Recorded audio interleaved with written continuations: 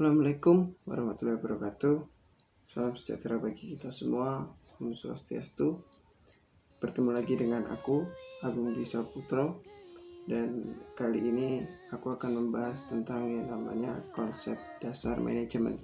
Walaupun tidak sepanjang ataupun penjabarannya tidak sepanjang yang lain, tapi mungkin saya di sini hanya menjelaskan sedikit tentang konsep-konsep dasar dari manajemen.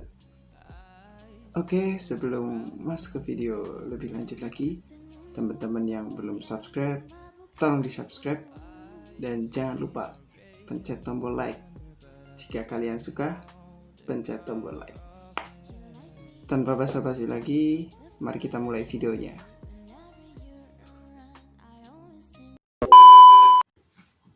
Oke, di sini saya pertama akan membahas tentang yang namanya konsep dasar dari manajemen. Dan bab pertama mengenai konsep dasar manajemen. Organisasi dan kebutuhan akan manajemen. Organisasi merupakan dua atau lebih orang yang bekerja sama dalam cara yang terstruktur untuk mencapai sasaran spesifik atau sejumlah sasaran. Karakteristik organisasi meliputi adanya pembagian tugas dan tanggung jawab, terus juga adanya pusat kekuasaan, adanya substitusi SDM, adanya ketergantungan antara anggota organisasi, terus juga adanya koordinasi antar komponen dan adanya interaksi yang berulang-ulang. Pengertian manajemen. Manajemen berasal dari bahasa Inggris to manage, yang berarti mengurus, mengatur, mengelola. Dalam hal ini, proses manajemen tidak menyangkut 4 macam aktivitas yang terpisah atau yang hubungannya longgar, tetapi sekelompok fungsi yang saling berkaitan. Karena keempat aktivitas tersebut merupakan tindakan yang simultan dan saling berhubungan.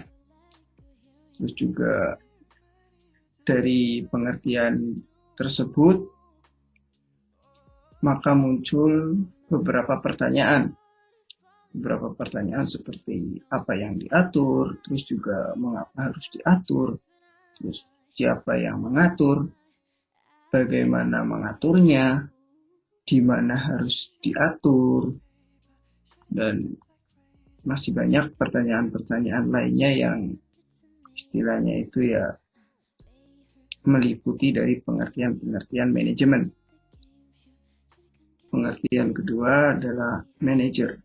Manajer merupakan orang yang bertanggung jawab untuk mengarahkan usaha yang bertujuan membantu organisasi dalam mencapai sasarannya. Terdapat 3 tipe manajer. Manajer yang pertama adalah manajer lini ataupun first line manager, yang bertanggung jawab terhadap pekerjaan karyawan operasional saja dan juga tidak membawahkan manajer lain. Terus juga yang kedua ada manajer menengah atau middle manager, dan manajer yang bertanggung jawab atas manajer lain dan kadang-kadang terhadap beberapa karyawan operasional.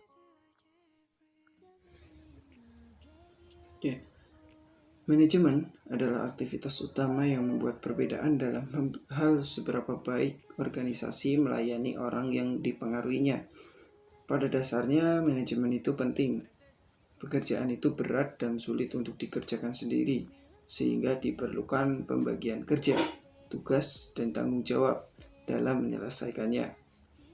Perusahaan akan dapat berhasil dengan baik jika manajemen diterapkan dengan baik. Lalu juga manajemen yang baik akan meningkatkan daya guna dan hasil guna semua potensi yang dimiliki. Manajemen yang baik akan mengurangi pemborosan. Manajemen menetapkan tujuan dan usaha untuk mewujudkan dengan memanfaatkan 6N dalam proses manajemen tersebut.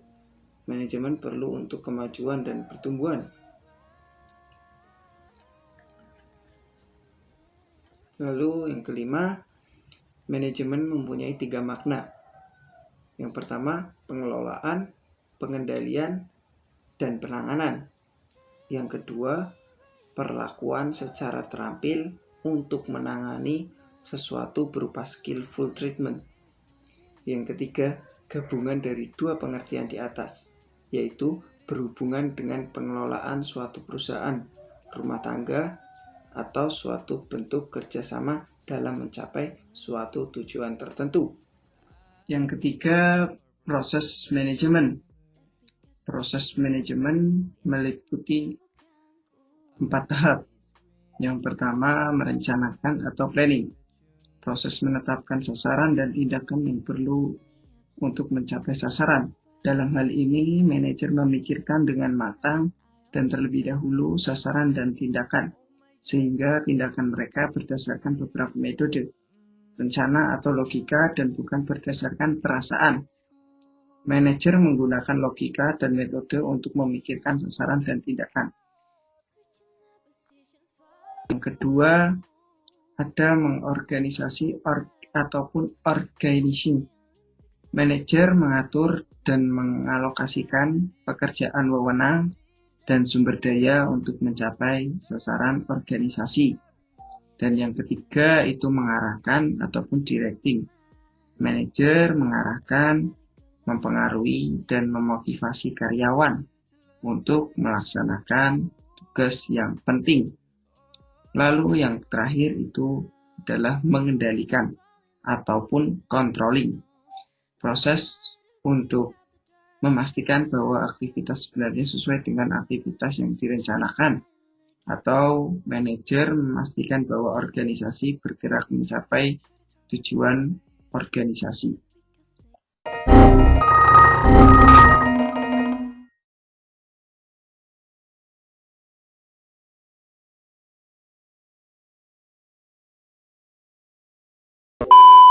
Secara sederhana, manajemen dapat didefinisikan sebagai pengelolaan suatu pekerjaan untuk memperoleh hasil dalam rangka pencapaian tujuan yang telah ditentukan dengan cara menggerakkan orang lain untuk bekerja. Yang keenam, tipe manajer berdasarkan pekerjaan dan aktivitas yang dilakukan. Manajer fungsi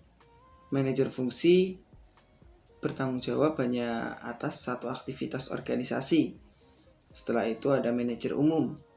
Manajer yang bertanggung jawab atas semua aktivitas di dalam organisasi.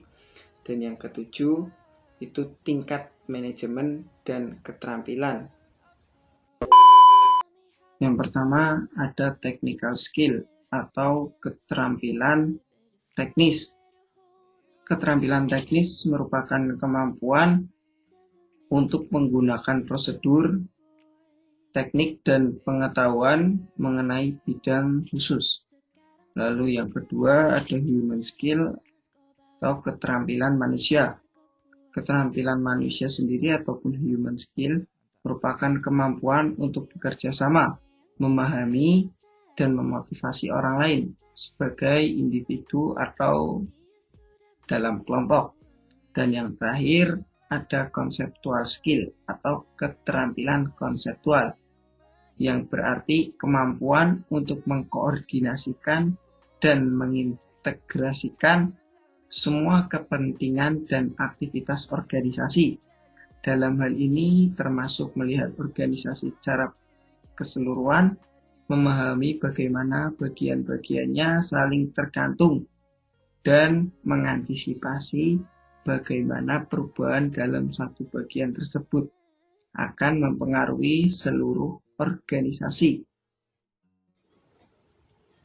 Oke, segitu saja penjelasan dari saya. Kurang lebihnya seperti itu. Dan ya tidak terlalu panjang menurut saya, karena saya hanya menjelaskan beberapa inti-inti dari konsep dasar manajemen.